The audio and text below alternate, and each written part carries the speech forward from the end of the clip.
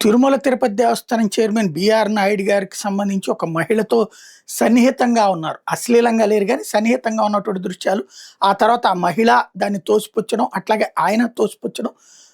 But ఆ వ్యవహారానికి సంబంధించి వైరల్ అయినటువంటి వీడియోల తర్వాత ఆయన టీటీడీ దగ్గరికి రాకపోవడం, దానికి సంబంధించినటువంటి పోస్టులను కనబడట్లేదు అంటూ వైఎస్ఆర్ కాంగ్రెస్ పార్టీ వాళ్ళు ప్రొజెక్ట్ చేయడం, ఆ ప్రొజెక్ట్ చేసినటువంటి పోస్టర్లు, ఫ్లెక్సీలు పెట్టినటువంటి వాళ్ళని పోలీసులు అరెస్ట్ చేయడం ఒక ఎత్తు అయితే, ఈ నేపథ్యంలో నాయుడు గారు తాజాగా తిరుపతి వచ్చారు.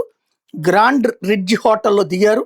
గ్రాండ్ రిడ్జ్ హోటల్ బయట ఒక్కసారిగా వైఎస్ఆర్ కాంగ్రెస్ పార్టీకి సంబంధించినటువంటి మహిళా విభాగం, యువజన విభాగం ఆందోళనకి దిగింది.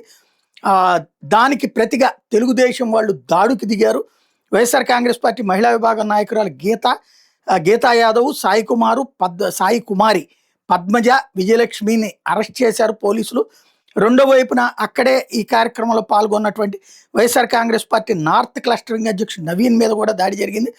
టీడీపీ నేత జేబీ అనుచరులు దాడి చేశారంటూ ఆగ్రహం వ్యక్తం చేయడం ఒక ఎత్తు అయితే, ఈ సందర్భంగా తనకి గాయాలైన దౌర్జన్యపూరితంగా తెలుగుదేశం వాళ్ళు మేము శాంతియుతంగా నిరసన చేస్తుంటే దౌర్జన్యపూరితంగా వ్యవహరించారు అంటూ ఆ మహిళా నాయకురాలు స్టేట్మెంట్ ఇచ్చుకొచ్చారు.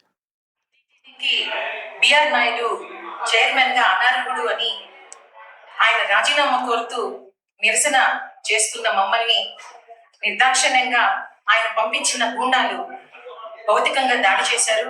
అందులో ఒక గూండా అయితే మహిళలపైకి వచ్చి కనీసం మహిళలని కూడా చూడకుండా పెదాలపైన రక్కేసి మమ్మల్ని భౌతికంగా దాడి చేసి హింసించి మరి ఈరోజు పెద్ద గొడవ చేశారు.